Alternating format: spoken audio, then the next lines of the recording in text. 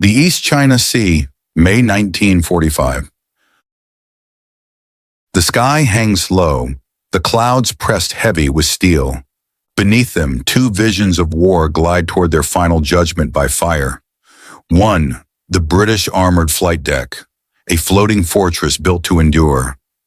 The other, the American wood and steel flight deck, designed to strike first and strike hard. Above them, engines scream, the sound of men who will never return. The Japanese call them kikusui, floating chrysanthemums. To the Allies, they are simply kamikaze. In the south, HMS Formidable braces for impact. Fire blooms, then dies. Far to the east, USS Bunker Hill erupts into a volcano of smoke and flame. The battle for Okinawa will not only decide an island, it will decide which philosophy survives, to live through the storm or to end the war with a single, perfect strike. Spring 1945. The world was burning toward its final season of war. In Europe, Allied armies closed on Berlin, but across the vast Pacific, the flames still raged.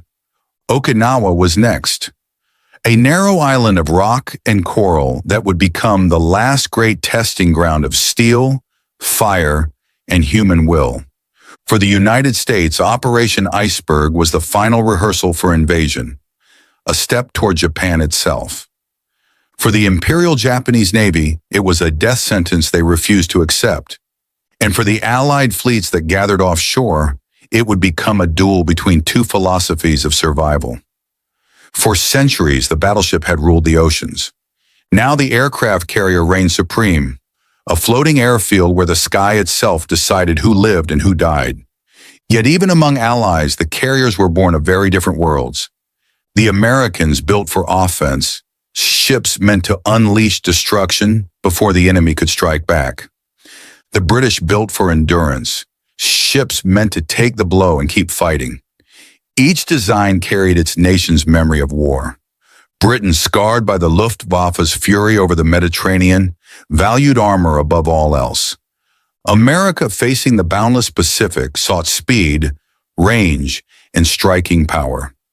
One chose to survive the storm, the other chose to end it quickly. Both would be tested in the same crucible, a storm of fire called Kamikaze. The British illustrious class carriers were conceived under treaty limits. 23,000 tons of restraint forged into a box of steel. Their decks were armor, 3 inches thick, welded into the very bones of the hull. Hangars were sealed, fuel tanks divided by bulkheads, every inch built for the moment when the sky would fall. 50 aircraft only, but each sheltered beneath a fortress roof. They were ships that could take a punch and keep breathing. Across the ocean, the Americans ignored restraint. Their Essex-class carriers displaced 27,000 tons, long, wide, open to the wind. Wooden flight decks stretched for hundreds of feet, light and flexible, built for the rhythm of constant attack. They could launch 100 planes in a single surge, a hammer of engines roaring into the dawn. They were not made to absorb damage. They were made to deliver it. By March 1945, 2 fleets and 2 ideas sailed side by side toward Okinawa. The U.S. Navy's Task Force 58, under Admiral Mark Mitcher, carried 17 carriers, more than 1,400 aircraft, and the weight of an industrial empire. To the southwest, the British Pacific Fleet, Task Force 57, under Admiral Bernard Rawlings, deployed 4 armored carriers, formidable, indomitable, victorious, and illustrious, their decks glinting like slabs of iron beneath the morning sun. Together, they formed the largest naval armada in human history, and yet within its heart, 2 doctrines waited to be judged by the same enemy. In Japan, Vice Admiral Takejiro Onishi had found his weapon for that judgment. With factories in ruins and pilots half-trained, he turned desperation into doctrine. He called it Shinpu Tokubetsu Kogekitai, the Divine Wind Special Attack Force. To the west, they would be known forever as the Kamikaze. Each pilot was a human-guided missile. Each aircraft carried a single 550-pound bomb and the promise of never returning. They flew not for victory, but for meaning, believing their deaths might buy one final wound against the invaders who darkened their skies. On the eve of Operation Iceberg, the Allied Armada stretched horizon to horizon. The sea glowed under thousands of signal lamps. Men on deck smoked in silence, watching the black water slide past, knowing that somewhere in that darkness, engines were already rising. They did not yet know the names of the ships that would burn. They did not know that in 1 week, 2 carriers, one of steel, one of wood, would face the same storm and meet opposite fates. Because in war, design is never just metal. It is philosophy, it is memory, and sometimes it is the difference between a ship that sinks and a ship that sails again. May 1945. The waters off Okinawa boiled with the sound of engines. Above them, the sky was a pale, choking haze, a sky where every cloud could hide a killer. The men of Task Force 58 called it the Kamikaze season, and every day the horizon promised another storm. By early May, radar screens across the fleet pulsed with echoes, hundreds of dots converging from Kyushu. Japan's Kikusui waves had begun. Each wave carried a few hundred aircraft, most of them one-way missions. Each pilot flew with a single order: find a carrier and die well. On the morning of May 4th, HMS Formidable was operating west of the Sakishima Islands. Her deck crew was recovering aircraft returning from strikes on Japanese airfields when the radar picked up a lone blip, fast, low, and closing. Kamikaze inbound, bearing 270. The alarm sounded across the ship. Anti-aircraft guns opened fire, their tracers carving thin orange lines into the clouds. Through the smoke, a single zero appeared, its engine burning, but still diving straight for the ship. At 10:02, the plane hit. A dull metallic roar echoed through the hull. A 550-pound bomb struck near the island's superstructure, denting the 3-inch steel flight deck, blowing open a crater 2 feet deep. Flames rolled across the parked aircraft. Fuel spilled, igniting into curtains of fire. For a moment, it seemed the ship would vanish in smoke. Then within minutes, sprinklers hissed to life. Fire doors sealed. The hangar, a sealed, armored box, held. Within 25 minutes, the blaze was out. 8 men were dead, 47 wounded. 6 hours later, Formidable was launching aircraft again. The British had built a ship to take a punch, and it had just proven why. 5 days later, on May 9th, it happened again. A second Kamikaze slipped through the combat air patrol. After feinting toward HMS Indomitable, the Zero banked sharply and dove straight into Formidable's aft deck. Its bomb detonated on impact. The explosion dented the steel plate 4 inches deep. Once more, the fire doors closed. The sprinklers roared, and the flames died in 15 minutes. By noon, the carrier was fully operational. The crew filled the crater with quick-drying cement, welded a steel patch, and resumed flight operations. Their ship bore the scars, but she was still in the fight. The Royal Navy had built for survivability, and it had paid off. But to the east, the Americans were about to face their own judgment. On the morning of May 11th, the USS Bunker Hill, flagship of Admiral Mark Mitcher's Task Force 58, was preparing for another day of air operations. After 58 days of continuous combat, the crew was exhausted. The ship was refueling aircraft when 2 blips appeared on radar: low, fast, and closing. At 10:04, the first Zero, flown by Sub-Lieutenant Shiyoshi Yasunori, came diving out of the clouds. The plane roared through a hail of flak and slammed into the deck. Its 550-pound bomb tore through the thin wooden planking, through the ready rooms, and exploded beside the ship. The blast ignited 34 fully fueled aircraft on the flight deck. Fire blossomed into a wall of light. 30 seconds later, the second Zero, piloted by Ensign Kiyoshi Ogawa, struck. His bomb ripped through the deck and detonated in the heart of the ship inside the pilot's ready area. 22 aviators were killed instantly. Ogawa's plane hit just below the bridge, 50 feet from Admiral Mitcher's command post. The impact blew men and metal across the deck. Within minutes, the entire carrier became a furnace. Inside the hangar, flames fed on open fuel lines. The ship's open-sided design, once prized for ventilation, now acted like a chimney, drawing oxygen through every corridor. Explosions chained together as bombs, rockets, and aircraft fuel cooked off. Steel warped. Deck plating buckled. For 6 endless hours, Bunker Hill burned. Below decks, Lieutenant Commander Joseph Carmichael led his engineering crew in the boiler rooms.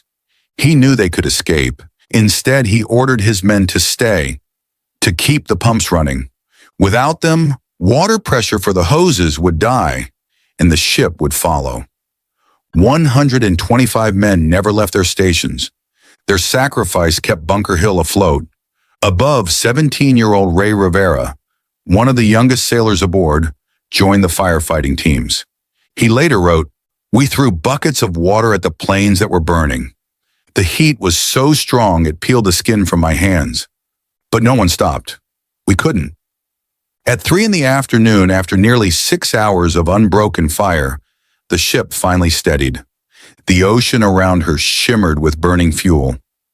When night fell, the fires were out. But the price was staggering. 393 dead or missing, 264 wounded. It was the second highest toll ever suffered by an American carrier that survived the war. The next morning, the crew gathered for a burial at sea. 352 men were committed to the deep in a ceremony that lasted 8 hours, the longest in U.S. Navy history. Each body wrapped in canvas, each name read aloud, each splash echoing like a heartbeat in the silence. Bunker Hill would never return to combat. She limped back to the United States, her deck scorched, her spirit hollowed by fire. Formidable and Bunker Hill, 2 carriers, 2 designs, 2 fates. One returned to battle within hours. The other, undone by its own openness, was lost for the rest of the war. A U.S. Navy liaison officer later said, "When a kamikaze hits an American carrier, it means 6 months of repairs at Pearl. When it hits a limey carrier, sweepers, man your brooms." It was half joke, half truth, and wholly earned. The British had built a fortress, the Americans, a hammer. And on the burning seas of Okinawa, the hammer shattered against the storm. May 11th, 1945. The sea around Okinawa glowed red beneath the morning haze. When the first kamikaze struck the USS Bunker Hill, it was as if the ocean itself had caught fire. 30 seconds later, the second plane hit. In less than a minute, the proud flagship of Task Force 58 had become a floating volcano. Men who had survived months of combat now stood in the center of a fire they could not see or fight. The explosion inside the pilot's ready room tore open the heart of the ship. Flames rolled through the hangar, devouring fuel lines and ammunition racks. The temperature climbed beyond 900 degrees Celsius. Aluminum dripped from the ceiling. Steel buckled and screamed. In the choking dark, human voices vanished beneath the sound of burning metal. A survivor later said, "You didn't hear people anymore. You only heard the ship burning." The open-sided design of the Essex class, once praised for its airflow, now turned against its crew. Ventilation shafts became chimneys, feeding oxygen to the flames. Every corridor, every stairwell, became a wind tunnel of fire. The ship was alive, and it was suffocating itself. In the engine rooms, Lieutenant Commander Joseph Carmichael understood what had to be done. If the boilers shut down, the fire pumps would die, and the ship would go with them. He ordered his men to stay. They obeyed without a word. 125 sailors remained below, holding the pressure lines until the heat collapsed the bulkheads around them. They were never seen again. Their sacrifice kept the water flowing and the carrier afloat. Above them, 17-year-old Ray Rivera crawled across the flight deck with a hose in his hands. He remembered the sound of bombs cooking off and the smell of gasoline turning to vapor. "We threw buckets of water at burning planes," he wrote. "When the heat reached your skin, you didn't feel pain anymore, only the need to keep going." At 1:40 in the afternoon, Admiral Mitcher ordered a hard turn to starboard, spilling tons of flaming fuel into the sea. The ocean itself caught fire, a ring of blue flame surrounding the ship. Some men leapt overboard to escape the heat, only to find the water burning around them. Others stayed, fighting the blaze with empty extinguishers and bare hands. By 5 o'clock, after 6 hours of unbroken fire, the Bunker Hill finally steadied. Smoke drifted upward in heavy gray sheets. The ship still floated, but her decks were lined with bodies. Below, the engineering spaces were silent. The pumps still ran, driven by the men who had never left them. That night, sailors carried the dead to the hangar deck. They wrapped each body in canvas, tied it with wire, and laid them in rows. The air reeked of diesel and salt. No one spoke. When dawn came, the burial at sea began. 352 names were read aloud, each name followed by a splash, a dull rhythmic sound that echoed across the still water.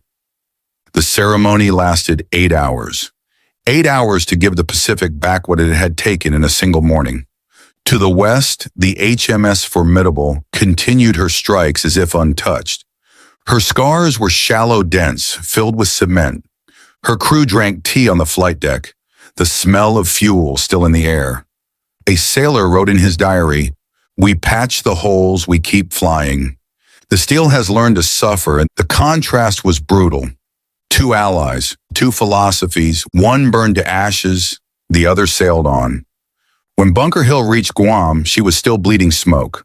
Reporters called her the ship that refused to die.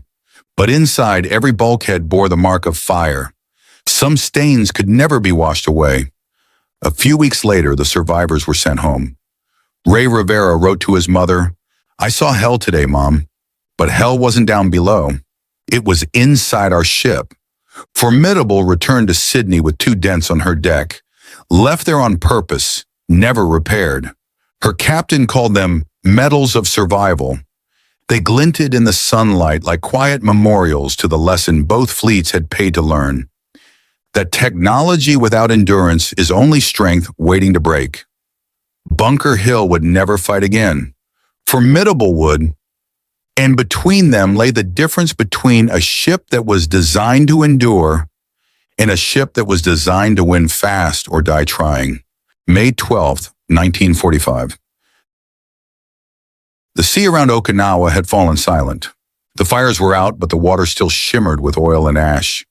On the deck of USS Bunker Hill, smoke rose in thin gray threads, the last breath of a wounded giant. Men moved slowly through the wreckage, washing the steel with salt water and soap. They said nothing. Each motion was a prayer for those the ocean had taken. At the rail, the flag hung in tatters, half burned, half black with soot. In the distance, HMS Formidable steamed south under a clear sky, her deck patched, her engines steady. 2 ships, 2 fates, one limping home in silence, one still launching aircraft into the wind. That morning, Ray Rivera, 17 years old, helped carry the bodies to the hangar deck. They wrapped each in canvas and tagged them with a name. The burial at sea began at dawn. The ocean was calm as if listening. One by one, 352 sailors slid into the waves. Each name was read aloud. Each splash echoed against the hull. The ceremony lasted 8 hours, the longest in United States Navy history. When the last body fell, no one applauded. Only the wind answered. 3 days later, Admiral Mark Mitcher filed his report. 3 lines only. Carrier sustained heavy damage from 2 suicide aircraft. Ship remained afloat due to crew performance. Casualties severe, morale steady. 3 lines for nearly 400 dead. But between them lived a truth he could not write. that courage alone had kept the ship alive. Far to the west, Admiral Bernard Rawlings stood on Formidable's deck, sipping tea beside the 2 scars left by the Kamikazes. An officer suggested welding the dents flat. Rawlings shook his head. "Leave them," he said. "They remind us why we're still here." The sunlight caught the steel hollows like metals. They were ugly and they were sacred. By the end of May, the Battle of Okinawa was over. Japan's airfields lay in ruins, and its kamikaze corps was spent. 1,900 suicide missions had been launched. Nearly 4,000 pilots were gone. The Allies lost dozens of ships, some burned, some sunk. Yet of the 4 British armored carriers hit, none were put out of action. Their armor had done what faith alone could not. It had endured. In Washington and London, engineers began dissecting the reports. One American note read, "Armored flight decks prove superior in survivability. Recommend inclusion in future design." Out of those lines came a new generation. The Midway-class carriers of the United States and Britain's audacious class. Steel decks, heavy frames, sealed hangars, a union of 2 doctrines forged in the same fire. From Okinawa's ashes, naval aviation was reborn. Across the Pacific, in Tokyo, Vice Admiral Takejiro Onishi, the father of the Kamikaze, heard the news of surrender. He wrote a final apology to the spirits of his pilots, then took his own life. He died slowly, refusing help, as if to share their pain. The war he had turned into a cult of sacrifice ended with his silence. The pilots he sent to die never saw the ships they struck, but their impact changed the course of naval design more than any battle could. In death, they forced the world to value survival again. When Bunker Hill reached the American coast, she was draped in canvas. The surviving crew made a promise. "When she's repaired, we'll come back." But the ship never returned to war. She was decommissioned in 1947, her scars sealed beneath gray paint. The men met each year to remember her. By 2005, only 3 remained. One of them said, "We don't tell the story to mourn. We tell it so no one forgets what the cost of steel really is." Decades later, visitors walk the deck of USS Midway, now a museum in San Diego. They look down at the armor beneath their feet, unaware that it was born from fire, from fear, from men who refused to let their ship sink. If you stand there long enough, you can almost hear it. The hiss of water on hot steel, the whine of engines diving, and then the quiet after. A sailor once said, "We never saw heaven when we fought. We only saw the sea and prayed it would remember our names." The verdict from Okinawa was not about who won. It was about who endured. The British built to survive. The Americans built to strike. Both learned that survival is the truest victory. Strength is not the first blow. It is the will to stand after the last one. And in the calm that followed the storm, the world understood that every war ends the same way, with silence, steel cooling under the rain, and the memory of those who burned but did not sink.